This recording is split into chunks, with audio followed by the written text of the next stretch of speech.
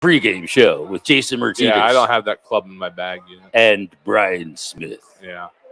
On the BetRivers.com highlight reel.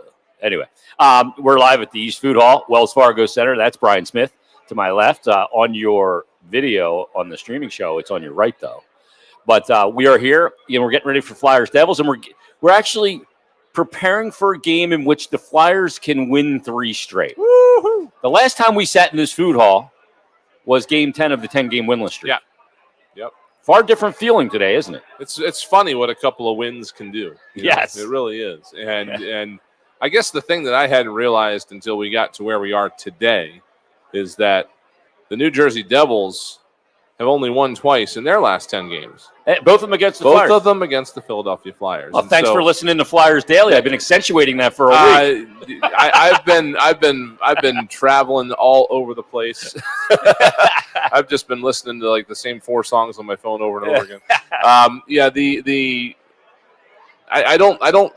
think the Flyers know that, and I don't think they're happy about it. So I think tonight is the opportunity for them to fix that. Plus, they're not in the Prudential Center.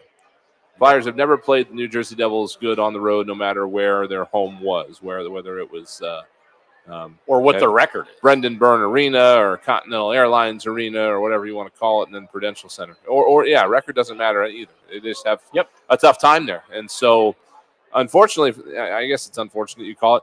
And so just a weird quirk in the schedule. This is the Devils' only trip here this year.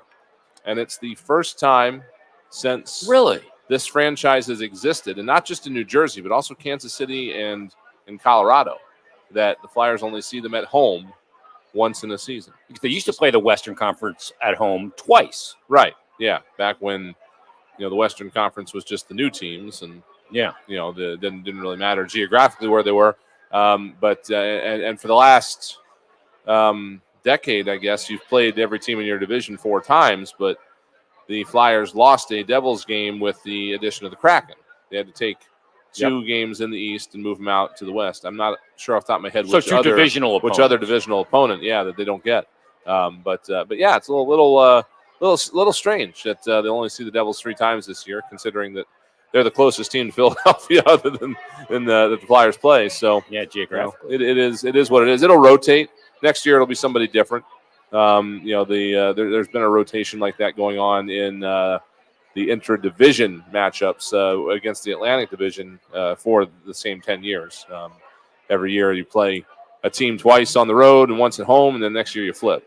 Now I'm like trying to figure out who the other team is. Yeah, I just haven't had a chance to look, but I don't think it's any of the teams we've played already. Columbus, it might be Columbus. We haven't played Columbus yet, I don't think. Yeah, they don't play Columbus. So I'm looking. It's somebody that I haven't looked at yet. But why can't it be like Carolina or Washington? Right, yeah, right? Exactly. It can't be a good team. It's one of those quirks in the schedule. But again, this is a Flyers team that has not shown the Devils what they have yet, I don't think. And now, again, we were talking about it in the last home game. We're looking for signs of them breaking out of this, and the first sign we saw was the Colorado game the night before with the 5 goals. And then, obviously things didn't go well in Game 2, but that appears to have been more maybe because of the nature of the back-to-back, because the Flyers went on to Vegas, 4 goals there in a win, then off to Arizona and got the big 5 goals in the win there. When you add in the 5 goals that they got in against Colorado last Monday, now you're looking at a team that is now, again, projecting the numbers that they did back in the first 4 games of the season. In fact, the power play is exactly the same, 4 for 11. Is that right? In the last 4 games as it was in the first 4 games. And in between, it was 5 for 53 or something like that. And that's 14 goals in the last 4 games. 4 games, yes. So, but, so 3.5 goals per game at that stretch. Not a huge amount, but obviously one of those you're shut out in. So, right, yeah, New Jersey, but still, the point remains. And I looked at this week. I love to look at the schedule on calendar weeks. And we saw what it was last week, and they ended the calendar week with 2 wins over Vegas and over Arizona. And then you look at this week, and it's New Jersey, it's Montreal on Thursday on the road, and then Saturday against Ottawa. And let me give you the combined records here. Well, I'll give you the records first. Jersey comes in 10-11-5, 25 points through 26 games. Ottawa comes in with a record of 8-16-1, 17 points through 25 games. And Montreal's already played 29 games, 6-20-3 and 15 points. It's a combined 80 points. Excuse me, a combined 80 games played and 54 points. So if you had added 2 more games and made it a full 82-game schedule of these teams' record combined and gave them wins, mind you, right, they would have the second lowest point total of any single team since 2000 in a full 82-game schedule. Wow. Only one team had lower. That was Detroit a couple years ago. Remember they had like 54 points? Yeah. So that's what you're looking at. So I look at this, and I said this on Flyers Daily. I look at this opportunity this week to not only get points in the standings, which is non-negotiable right now for this team against these opponents, and double revenge against this Devil team. But it's also the opportunity, and this is the point I accentuated in Flyers Daily, that it's also the opportunity against more forgiving opponents to get the game in order, to get their aspects and their elements of their game in order. To have a little practice time maybe this week, not a lot, but a little bit. But this is the opportunity to do 2 things at once. Get points in the standings to get yourself back in the conversation. And for the long-term health of the team, and I don't mean physical health, get their game in order. And that's what needs to happen this week. I decided. I had taken a dive into some standings similar to what you just pointed out, along the same lines. So the Flyers had the 10-game winless streak, right? They played 7 different teams during that streak. Yeah, Tampa 3 times and Jersey twice. And then that streak started on November 18th. That was the first day. So if you go back to the 17th of November, the day before that streak started, those 7 teams had a combined record of 56, 19, and 12. Wow. Points percentage of 7-12. And that's the teams they played during the streak. Now, starting with Vegas, this is game 3 of this 5-game stretch that started with Vegas. If you look at these 5 games and you go back to the day before this one starts, which was December 9th, those teams have a combined record of 43, 72, and 11 for a points percentage of 384. Wow. So that's a bit of a drop-off. A bit, yeah. So I was hesitant to draw too much attention to the second part because if they don't get it done here, then that's bad. It's an indictment. But they should be able to get it done here. They should be able to use this 5-game stretch to get themselves pointed in the right direction. And again, after that, they've got a couple of better teams before the break, Pittsburgh and Washington. This 5 games here is big for turning things around, and especially since now we're wandering into a situation here where we're not entirely sure what's going to happen with the schedule. The league is having surges of cases. Every sports league is. We should know more in the next day or 2. I think it sounds like from what the league is doing right now in terms of talking with its doctors and with the union and stuff like that. The important part right now is to, as long as these games are played, is to take advantage and try to get back into a spot where they're doing all right, because you don't want to find yourself in a situation where, okay, some of these games get postponed, and then do we need to shorten the season a little bit? Okay, well, we're only going to play divisional opponents now, and then you lose Ottawa and Montreal. And it's like, well, now I got to go play Carolina again. So I don't know. You can't even do that. Though. I'm just spouting things here. It's because it's at a situation where it may be getting to a situation where we don't know what's going to happen. So it's incumbent on these guys that you get this win here tonight, get a couple points here tonight. As long as the Montreal and Ottawa games go forward, get points there. And we'll see what happens. Yeah, I mean, at this point, they can't even do that because some teams have played a markedly easier schedule because they've played more, so it's got to be weighted in a way. Right. So, I mean, the Olympics and NHL's players' participation in that is really kind of hanging in the balance here as well. So you do have that 3-week buffer period in February. And that's interesting, too, because Gary Bettman just got done saying at the Board of Governors meeting that decision is going to be left up to the players.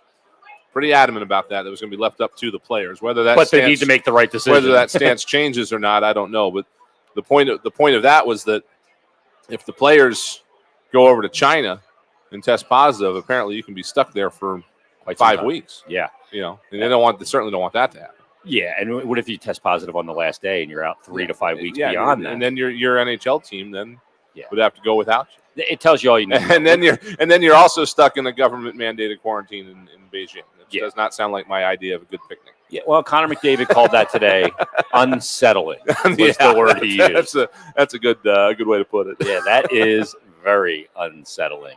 And, getting word that Joel Farabee could be back sooner rather than later, which is great news. James Van Riemsdyk's riding a 2-game goal streak where he's got 3 goals. So maybe things are turning. 5 assists for Travis Konechny, right? Yeah. In the last 4 games. Absolutely. Sean Couturier putting up points again. Mm-hmm. So things pointing in the right direction. Let's take a quick time out here on the pregame show. We'll come back. We'll discuss this matchup between the Flyers and the Devils in more detail. Stay tuned. Tim Saunders and Steve Coates at the top of the hour with the countdown to face off and all the first period action. But you're listening to Flyers Game Day from the Wells Fargo Center on the BetRivers.com Flyers Radio Network. Listening to the Flyers pregame show on the Flyers Broadcast Network.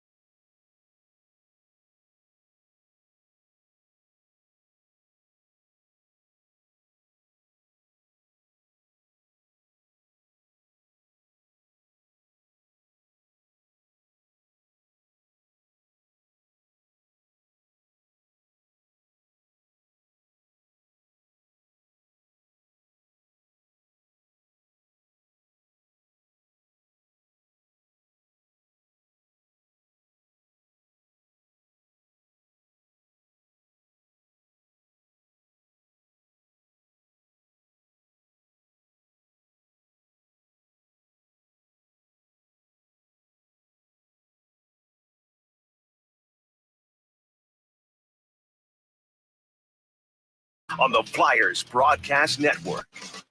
Unmute your mic, Bri. Mute what? Unmute your mic. Unmute it? Okay. Yeah, on the app. We're live at the Don't mind us, folks. We're just hanging Poor out. Tyler's back there, like yelling at. What are you doing? I don't think you're unmuted yet on your app on the StreamYard app. Okay. There you go. We'll come over here and try this. Stay with me. Flyers Devils coming up at the top of the hour, and the opportunity for Flyers to win 3 straight games immediately following a 10-game winless streak. You look at this game tonight, Bri, and to me, a lot of people don't buy into revenge in sports. I buy into revenge. Oh, yeah. Yeah, especially in this sport. Recent revenge and double recent revenge. I think that's a factor tonight. Especially in this sport where you can hit people. Yep. I don't know if there's revenge in the NBA or baseball or stuff like that. Depends if you get hit by a pitch. Yeah, I mean, maybe there's a little bit of revenge in the baseball side of things. But, yeah, I mean, in a sport like this where physicality drives momentum and – this, that, and the other. It definitely plays in. Just look at playoff hockey. That's why playoff hockey is so good. Yeah, because you're playing the same team over and over again, and the way the playoffs are set up now, you're playing teams that you've already played 4 times in the year in most cases. So familiarity breeds contempt, is the old saying, right? That's what you get here in a situation like this, where it's the 3rd game in 17 days between these teams, and the Flyers are probably not happy with their output in the first 2. Yeah, and if I'm looking at this game tonight, and I am looking at this game tonight, needless to say, I think that there's going to be a big bust out from 2 guys offensively, and I think they both score. Oftentimes we go, okay, who's a goal scorer? I know people like to bet first guy to score or goal scorers. Okay. I'll give you 2 guys. I'm going to give you number 89, Cam Atkinson, to get double digits goals on the season. He's got 9. And I'm going to give you Travis Konechny, who I think has been all over the place lately.